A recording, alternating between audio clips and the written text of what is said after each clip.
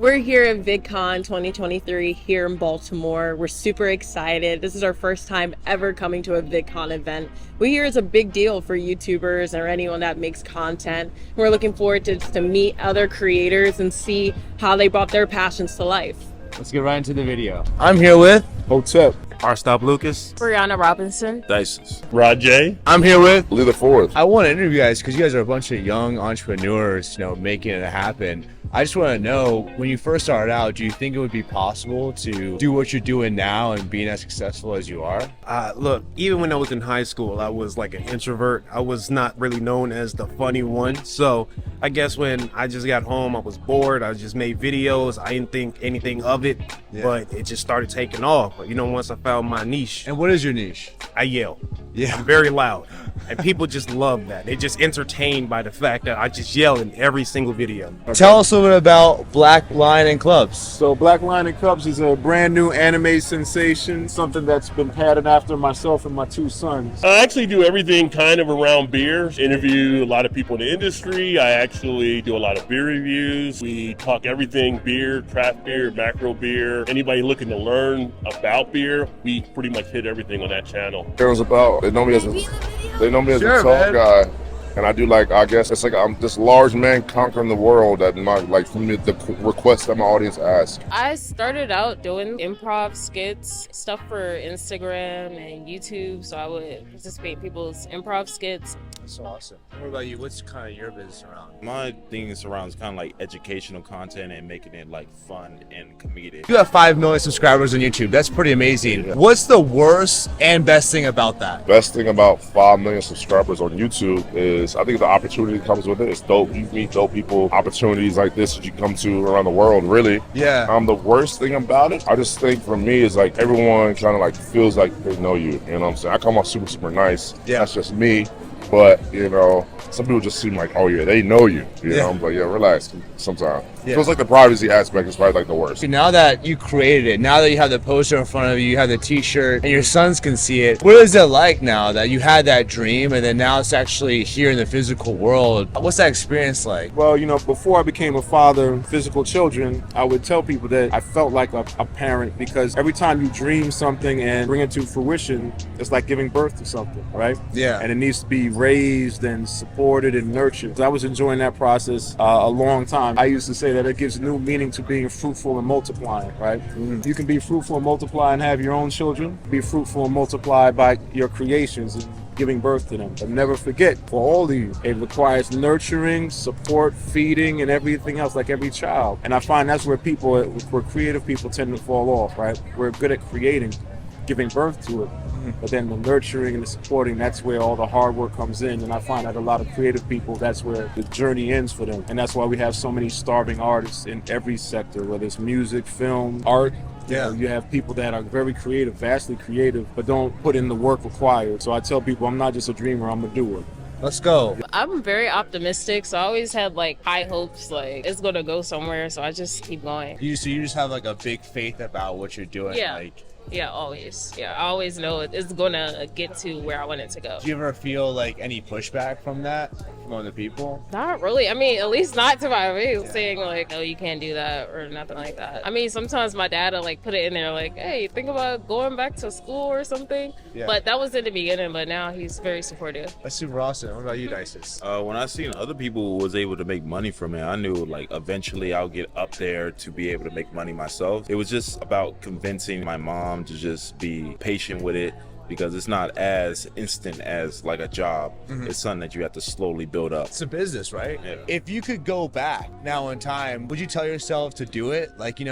Knowing now what you do, would you be yeah, go ahead and start that YouTube channel, or would you be yo, it's not worth it? Oh, I would definitely go back and do it again. If I had knowledge of what I have now and back to then, I would do it differently too and make it a lot stronger. You learn on the way as you go, and there's a lot of things you learn over time, but it's fun, it's an experience, it's a way to get out there and share your story and tell whatever you want to tell to try to influence people and no regrets at all. I would definitely be after it again. Shout out to Popple. Popple has helped us so much during our time here in VidCon. What makes Popple the best connecting card is that you have a personalized QR code and you can create a profile with all your links to your YouTube channel, your Instagram, and even your website. Popple honestly is a saving grace to make connections with people all around the world. Click the link in the bio so you have an opportunity to get a Popple yourself. That's what I was gonna ask you, Hotep. I mean, since you created this, when you're having moments of, not creativity, or like you feel like, man, this is as far as I've seen whatever vision I have for the story of this, for example. How do you keep yourself consistent? How do you keep coming out with new content for the comic, right? And for the books that you're making? How do you stay imaginative? How do you keep coming out with more and more that's still valuable? Does that make sense? Yeah, that's a good question. I don't think I've ever been asked that question. People that know me, you see the gray hairs, I've been in this game for a long time. Yeah. Someone told me that as human beings, we were all created to be creative. And I believe that. Creativity for me is really more about expressing who I am, sharing that with other people. It requires a level of boldness, willpower to do that, bravery, if you will, because if you're a true artist, what you're expressing comes from you. It's a very personal thing. And if it's personal, you're very sensitive and protective of it. And that's why I say it requires bravery, because now you're putting it out there for people to comment on, critique, and you know how this world can be really cold. Yeah. For me, I think it's almost a mission. It's not just a passion of mine, but a mission. Be creative and consistently put things out so I can show other people that it's possible, teach people how to do it, be an example, you know what I'm saying? Especially in a space like this where you're going to see many people that look like you and I. Yeah. I feel I have to be here to let people see Black excellence. You see what I'm saying? Yeah. What do you think about being a content creator? Do you think that there's a lot of value into it? Do you think that it's important to do it in your life today? What keeps driving you to keep coming out with new content? Pretty much more the passion. I enjoy the passion that I get to share with people. It's really the support of the people that follow the channel. One thing you'll find about being a creator is you do get the burnout syndrome that hits once in a while, but then other people that are actually following you actually will drive you more. I've had people reach out thanking me for the information I was providing, where they've got courage themselves to put their own channels out there and they're doing their own things. Sometimes those things hit when you don't expect them to hit. And you're kind of like, do I want to keep going? Do I want to keep doing this? You can test by talking to your people, and they're like, no, this is why I like to follow you and do things. It's really a rewarding type experience, and it's fun. I feel like, everybody can basically share something out there with people, and you never know how that may affect people unless you do it. I've been rewarded from just the response I've gotten from people from having that fun time. Even though it's, you think it's simple, just something around beer.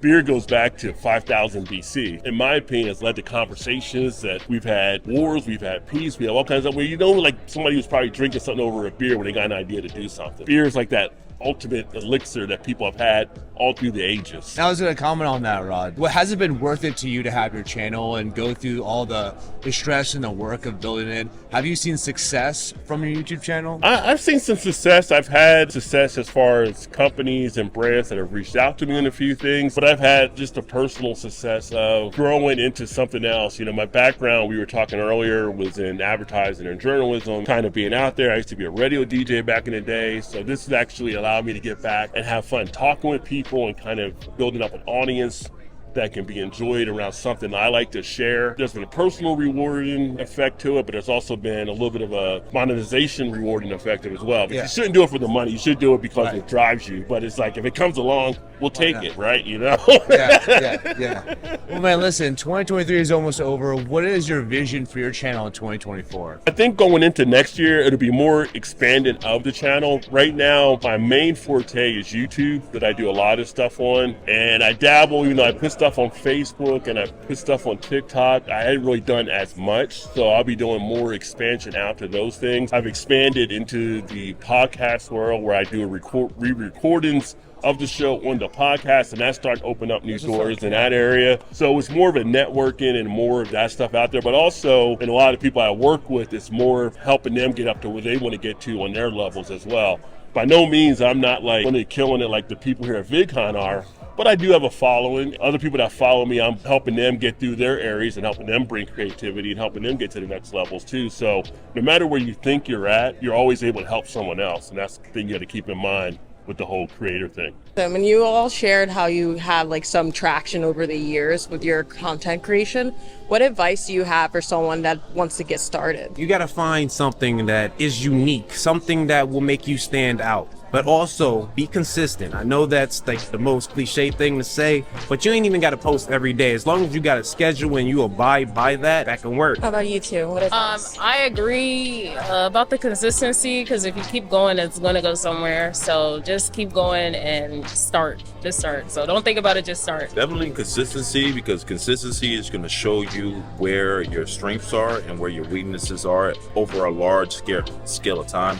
You just got to know how to apply those analytics and know where to go after you see what people want most from you. And any advice to anybody that's just started a new YouTube channel? My biggest advice would probably be just keep posting videos. Like, that's my biggest advice. Because people get caught up in the views. You get 100, you do 100 videos, and you're not getting no views on a video. You get discouraged just because I'm posting all these videos, but I'm not getting no views. Right. And people don't understand. Like, you got to think about the long term. Like, for me, how I kind of got through the whole thing of it, I was like, regardless, I could be. When I started this when I was 15 years old, I could be 80 years old. If my first viral video is at 80 years old, you know what I'm saying? I'm gonna be still happy doing it, you know? So I think you need to be happy doing the content regardless of what the views are like. That's gonna get there that's gonna get there eventually.